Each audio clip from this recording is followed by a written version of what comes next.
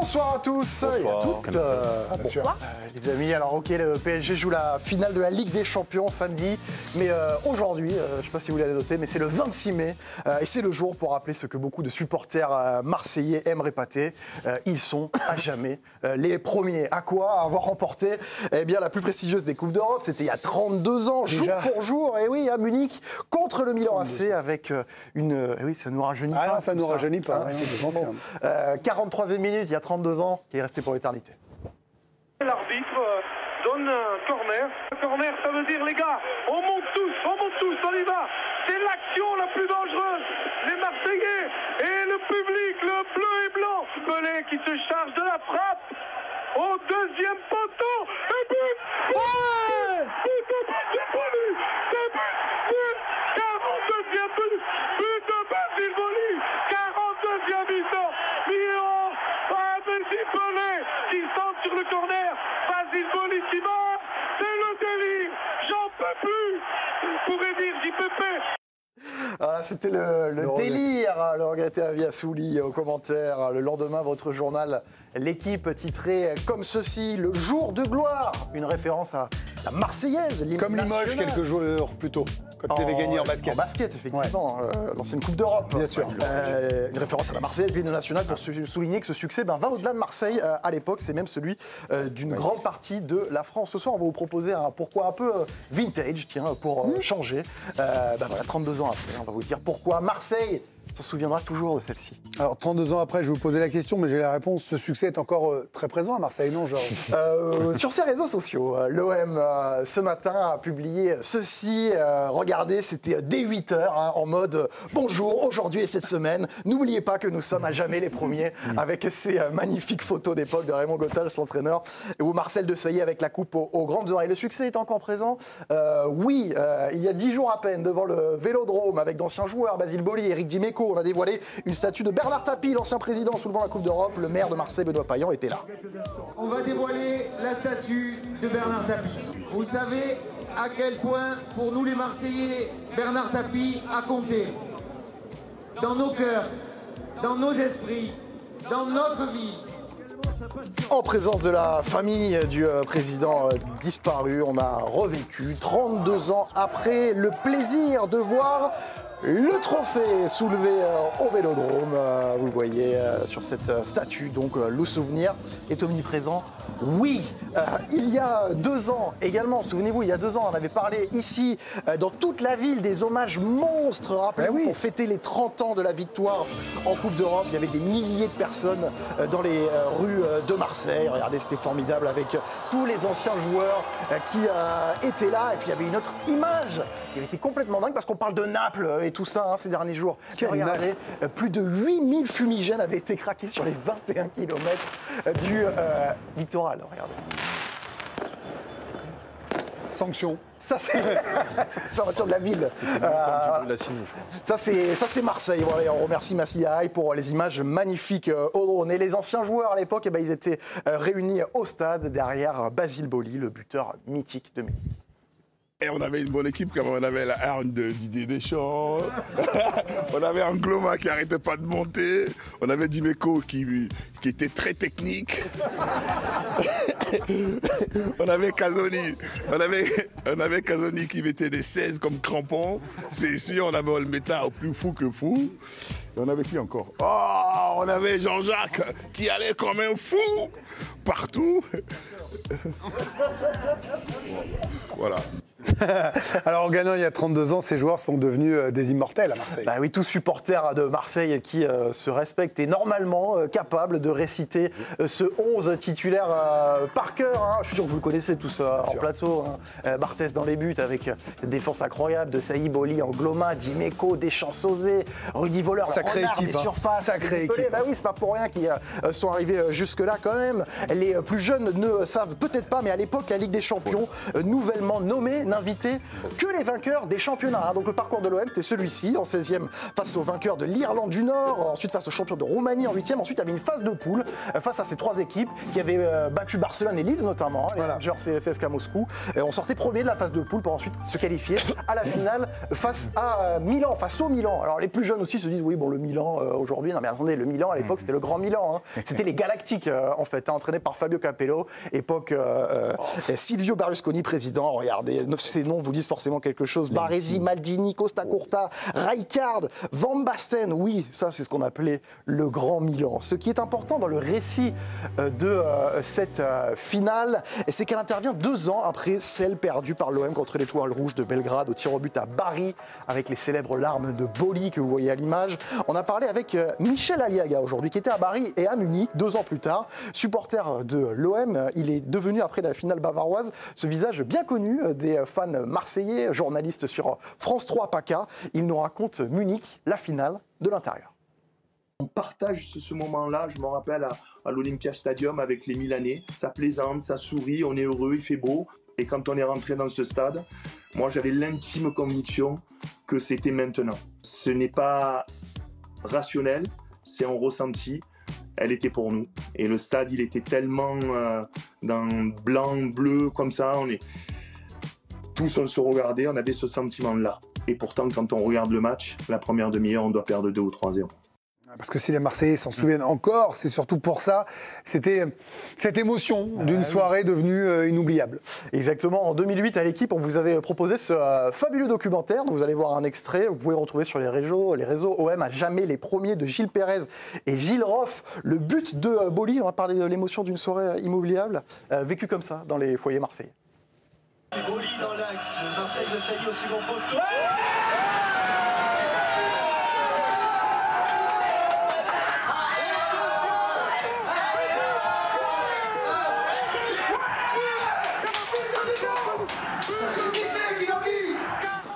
Et c'est Boli. Et je sais pas pourquoi, mais je crois qu'il n'y a que Boli qui pouvait marquer. Écoute, quand ce ballon il est monté sur le corner, tu entends Boli, c'est pour toi. Bon, écoute, on est tombé à genoux, en pleurs. Je croyais que c'était moi qui avais marqué. Ah, écoute, trop content, comme les plus de 15 millions de téléspectateurs qui ont regardé à l'époque la finale sur TF1, des scènes de liesse sans fin dans les rues de Marseille, sur la Canebière, jusqu'au bout de la nuit, sur le Vieux-Port également. Voilà, ça, c'est des images qui sont rentrées dans l'histoire d'une ville, d'une communauté à Marseille, jusqu'au retour des champions dans la cité phocéenne, quelques heures plus tard, raconté dans la voix de Franck Sauzet et Éric Deméco. On est arrivé donc à Marignane, déjà c'était un cortège, il y avait des motos, les gens nous accompagnaient, les klaxons, les services d'ordre également avec les gyrophares, la gendarmerie, tout ça. Et on est arrivé au stade, mais c'était plein quoi. On s'était mis en rond autour du rond central et puis on passait tous au milieu du terrain pour soulever la coupe. Et là je me souviens quand c'est venu mon tour, bon, j'étais en larmes et surtout de vaciller sur mes jambes. Je me souviens qu'il y avait, je crois que c'était, bon, il y avait Tapi, Bernès et Levrault qui étaient venus. Parce qu'ils ont senti que j'ai tombé dans les pommes au milieu du stade Vélodrome, quoi. Ça a été ouais, un grand moment de sensation. Voilà, alors Éric Dimeco, minot évidemment de l'OM. Alors il y a peut-être un minot comme Warren Zaïre-Emery qui connaîtrait, on lui souhaite, un Titi, oui bien sûr, le Titi parisien, le minot local si vous voulez, qui pourrait connaître aussi un grand bonheur. À Marseille, est-ce qu'on est prêt à partager la Coupe d'Europe? Décidément, vous me faites poser plein de questions dont j'ai les réponses. Hein. Bah oui, mais bon, c'est le principe d'écrire des lancements aux présentateurs. Il y a 2 ans, l'OM fêtait les 30 ans du titre, et on le disait, et quelques anciens de l'OM tenaient ce discours, celui de Jean-Marc Ferrari. J'ai envie évidemment de revoir une équipe française remporter un titre. On aimerait bien, c'est toujours sympa, c'est ce titre de champion d'Europe, mais de nous rabâcher, ça fait 30 ans quand même, quoi. 30 ans, donc maintenant il faudrait que ça cesse et qu'il y ait enfin une équipe qui gagne une Coupe d'Europe.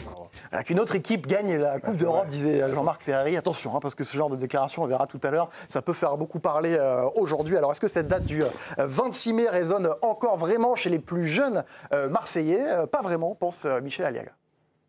Pour les jeunes, ils sont plus dans on aimerait avoir un nouveau titre, on aimerait titiller le PSG, regarder le mercato et avoir de grands joueurs plutôt que de se dire ah aujourd'hui c'est le 26 mai. Et même pour nous de cette génération, on va dire les cinquantenaires, Eric Dimeco d'ailleurs je l'avais reçu dans une émission, disait bon là je marque le coup, c'est les 30 ans, mais on en a marre de fêter ça. On en a marre de vivre par procuration, d'être heureux de la défaite du PSG. On aimerait que l'OM enfin gagne des titres, on redevienne dans les meilleurs clubs européens plutôt que de vivre encore dans le passé. Il y a une certaine lassitude. Une lassitude, intéressant peut-être, et en même temps un grand souvenir éternel que le folklore n'oubliera pas de rappeler cette semaine, où les Parisiens auront l'occasion, comme la bande abolie, et il y a 32 ans, de devenir, comme ces joueurs-là, des immortels. Merci Georges Chavès, Arthur Giron avec nous, vous avez accompagné sur ce pourquoi. On verra dans un instant les déclarations des joueurs les plus mythiques, fans de Marseille. Non mais il y a un truc, je le comprends ça. Je commence pas par vous volontairement, Djibril. On a déjà commencé pour tout. Je viens vous voir après sur le M93. Jérôme Alonso, c'est vrai que c'est formidable pour les supporters marseillais, c'est formidable pour ces joueurs-là qui ont inscrit une légende, un moment fort. Mais en même temps, ça nous renvoie à une espèce de loose du foot français en Coupe d'Europe abyssale. 32 ans, 8 finales avec celle qui arrive en Ligue des Champions. Et ceux qui ne veulent pas que Paris gagne se rassurent. Hein. Ils seront à jamais les premiers. À jamais. Bah oui, de toute façon. Tu vois, donc ça n'arrivera jamais. Le à jamais les premiers, il restera toujours, hein, quoi qu'il arrive. Mais là, c'est quand même un match pour nous, on sait où on était. Hein. Et ils le disent, certains Marseillais, c'est que maintenant, en fait, nos joies en Coupe d'Europe, c'est les défaites du PSG, quoi. Ça peut pas aller, tu vois. Donc c'est normal que la lassitude s'installe. Mais pour moi, qui ai vécu ça en tant que minot du Sud, c'est un souvenir, mais juste génial. Bien sûr. Et je l'avais même vécu par le biais d'un joueur dont on parle très peu, c'est Barthez. Peu de gens se rappellent que Barthez, 2 ans avant, il est 3e gardien à Toulouse. L'histoire, elle est incroyable. Et c'est vrai que dans les photos, regardez bien, on le voit rarement, alors qu'il fait une campagne fantastique. Même Basile, il dit... Même Basile, il dit... Et moi, j'avais vécu ce... Mais limite, il est chevelu. J'avais vécu, je vous fais court, parce que j'ai rencontré Fabien, on était en DH, on était en division d'honneur tous les deux, lui à Toulouse, moi à Nice. Et 2 ans après, il est champion d'Europe. C'est un truc de fou. L'ascension de Fabien, pour arriver jusqu'en 93 à Munich, elle est incroyable. Et les gens en parlent peu. Et moi, j'étais gardien de sa génération. Et j'avais vécu complètement cette aventure avec lui en me disant « Moi, je suis en Détroit à Nice. Le con. » Il va vraiment avoir un gros écart, là, quand même. Parce que, tu vois, mec, moi, j'ai fait passer le DH à Détroit et il est passé le DH à champion d'Europe. Et la finale, c'est lui qui la tient, en plus. Non, mais c'est... En fait, les 20 premières minutes, c'est... Oui, je trouve que... Tout ça pour vous dire que je trouve qu'on en parle... Dans tous les joueurs desquels on parle par rapport à cette aventure-là, je trouve qu'on ne parle pas assez de Fabien parce que c'est l'aventure de Fabien, elle est incroyable. Voilà. Vous disiez, Ludo ? Non, mais c'est... Et puis, il était tellement atypique. Alors, c'est vrai qu'on avait Olmeta, mais on a eu 2 gardiens d'affilée à Marseille qui ont, à mon avis, enchanté et qui ont nourri le subconscient de beaucoup de jeunes gardiens. Et ils sont restés, Barthez est resté quand même dans la tête de beaucoup, en tout cas des jeunes de ma génération. 5 ans après, il prend une Coupe du Monde en plus. Rappelons-nous quand même, il a toujours été là dans les grands matchs, quoi. Je veux dire, la finale contre le Brésil, là où il prend une espèce de patator à 2 mètres, il la capte, tu te dis mais comment c'est possible? La balle qu'il va chercher au-dessus de... Enfin, il y avait ce côté gardien un peu fou. Un peu fou, mais même tous un peu fous. En fait, je sais pas si c'est mon regard de gamin. À cette époque, j'ai 17 ans, en tout cas de presque homme, en train de me dire mais ils sont tous barjots en fait. Je voyais les Dimeco, Basile, enfin je veux dire c'est des fadas, je sais pas, je me permettrai pas, mais vous voyez ce que je veux dire en me disant mais il peut rien leur arriver les gars, ils sont... Vous voyez ce que je veux dire, un peu cliché dans ce que je dis en faisant ça, mais en même temps à la fois très technique. Et puis, insubmersible, Djibril, une soif de revanche en plus 2 ans après. Ouais, surtout que tu l'as là il y a 2 ans. Bah, tu gagnes celle que tu ne dois pas gagner, tu perds celle que tu dois gagner. Quoi. Ouais, tu prends la foudre pendant 20-25 minutes et tu serres les dents jusqu'au bout, parce que tu serres les dents jusqu'au bout. Hein. Ouais. Après, tu... Vous étiez où, vous vous souvenez où vous étiez J'étais à Bariol, à Arles. Comme un fou. Ouais, bah oui, on était tous fous et j'ai le souvenir d'être sorti... peu vêtu. Après, dans la folie, j'étais descendu sur la place en bas, bref. Non, mais après, c'était et on a les images. Ouais, j'aimerais bien. C'était une autre époque aussi. Je pense qu'ils ne tiendraient pas 15 minutes, les Bolis, avec l'impact qu'il y avait à l'époque. Mais c'était le Mais vous voyez, vous parlez de ça, football. mais en fait, ceux qui veulent dénigrer un peu ce titre-là, alors, ça ne sert à rien, mais peuvent vous parler, vous avez montré, je pense à juste titre, le parcours. Peut-être que les plus jeunes se disent, mais attends, c'est quoi ça? Il y a une phase de poule, il y a un champion par pays, donc vous jouez l'Écosse, vous jouez la Russie, mais c'est comme ça. Je veux dire, ceux qui ont gagné en 94, ceux qui ont gagné en 92, à un moment, vous n'avez pas inventé une Ligue des Champions à 12 clubs. Donc ils ont battu ceux qu'on leur avait proposé, et c'était bien l'important. Celui que tu bats en finale, vous l'avez, c'est les Galactiques, quoi. C'est Milan à cette époque-là. Il manque que Gullit. Tout le monde ne parle que du grand Milan, de Sacchi, et de tout ce qui va avec. Donc ils battent une équipe légendaire. Bien sûr. Et c'est vrai. Une équipe de club au monde, possiblement, à l'époque. Au monde. Petit pincement au cœur pour Jean-Pierre, quand même.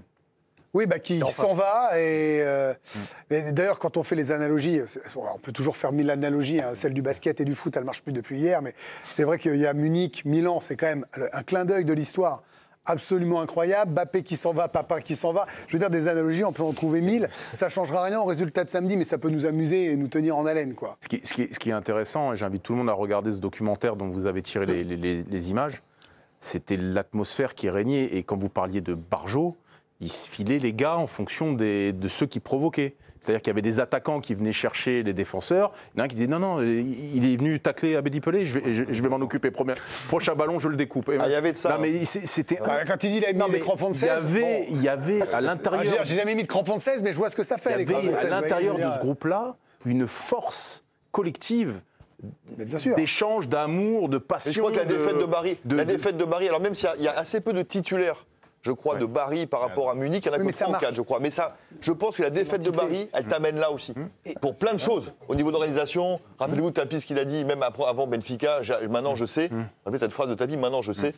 Mais c'était pas je sais, maintenant c'est je sais comment construire une équipe, maintenant je sais comment. Enfin, plein de choses, tu vois. Et je pense que les défaites, la main de Vata et Bari, tout ça t'amène à Munich après. Mais justement, vous faisiez tout à l'heure, Greg, une analogie peut-être avec le Paris Saint-Germain, l'Olympique de Marseille, Munich, etc., etc.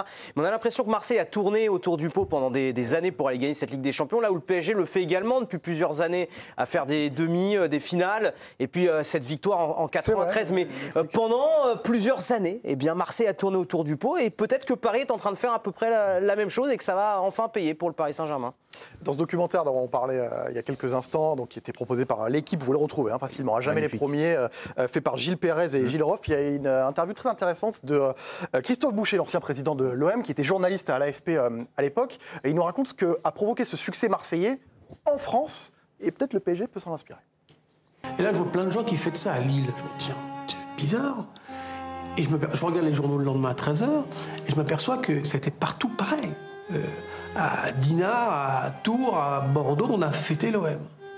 Parce que l'OM, ce que je disais tout à l'heure, c'est à ce moment-là, et ça l'est resté, ce qui rend dingue beaucoup d'autres clubs, mais c'est la réalité, c'est resté un bien affectif national. C'est vraiment une époque... Enfin, je pense que c'est très compliqué de comparer les époques, ça c'est pas nouveau. Je veux dire, Vincent Deluc, qui a vu aussi beaucoup de choses qu'on a régulièrement ici, comparé, ce qui n'est pas comparable. Mais Benoît, on ne peut pas dire qu'à Bordeaux, le succès de l'OM soit toujours fêté. C'est-à-dire, vous avez vécu là, mais vous savez très bien ce que ça représente pour le football français, ce 26 mai 93. Bien sûr. Et puis, effectivement, nous, on est supporters de Bordeaux, la famille et compagnie, mais on a quand même malgré tout regardé la finale, et l'Olympique de Marseille nous a fait vibrer parce que c'était le premier club français qui a remporté cette Champions League. Je me souviens d'où j'étais avec mon père dans l'appart, on regardait l'OM, et malgré tout on a vibré, même si on était supporters bordelais. Et moi, où je veux en venir par rapport à cette Champions League, c'est que ça a ensuite marqué toutes les générations. Moi, je suis la génération 85. Je me souviens... peut-être mon premier tournoi avec les Girondins de Bordeaux en 93, j'avais 8 ans. Il y avait l'Olympique de Marseille qui débarquait dans les tournois. On était tous comme ça à les regarder, parce que c'était l'Olympique de Marseille. Il y avait peut-être le PSG, il y avait peut-être Saint-Etienne, qui tournait bien un peu à l'époque. Il y avait Montpellier, d'autres clubs pro. Mais quand l'Olympique de Marseille débarquait, et même si on avait tous 8 ans, c'était l'équipe qu'il fallait abattre. C'était l'équipe qu'il fallait gagner quand on est au tournoi. Parce que l'Olympique de Marseille... Tu croisais un mec, il joue à l'OM, lui. Exactement, parce que c'était l'équipe qui... Et l'autre, il joue en Détroit à Nice. Ah, pardon. Non, mais parce que même quand on était petit, c'était une équipe qui impressionnait quand ils arrivaient avec le survêtement, quand ils arrivaient avec ce maillot-là. C'est vrai que l'Olympique de Marseille impressionnait même quand on était petit. Et dès qu'on était en tournoi, il fallait battre l'Olympique de Marseille. Alors, Alicia, je ne sais pas si je... Non, demain, c'est son jubilé à Djibril. Je ne sais pas si je lui poserai la question. Mais ils ont posé la question à Zizou. Et pas qu'à Zizou, mais plusieurs anciens Marseillais ou figures emblématiques de Marseille ont avoué soutenir le Paris Saint-Germain pour cette finale de Champions League. Et donc c'est le cas de Basile Boli, légende de l'OM, son fameux coup de casque mythique. Il a choisi son camp, Basile Boli. Ce match, je vais le regarder comme tout le monde. C'est vrai que mon cœur reste bleu et blanc, mais...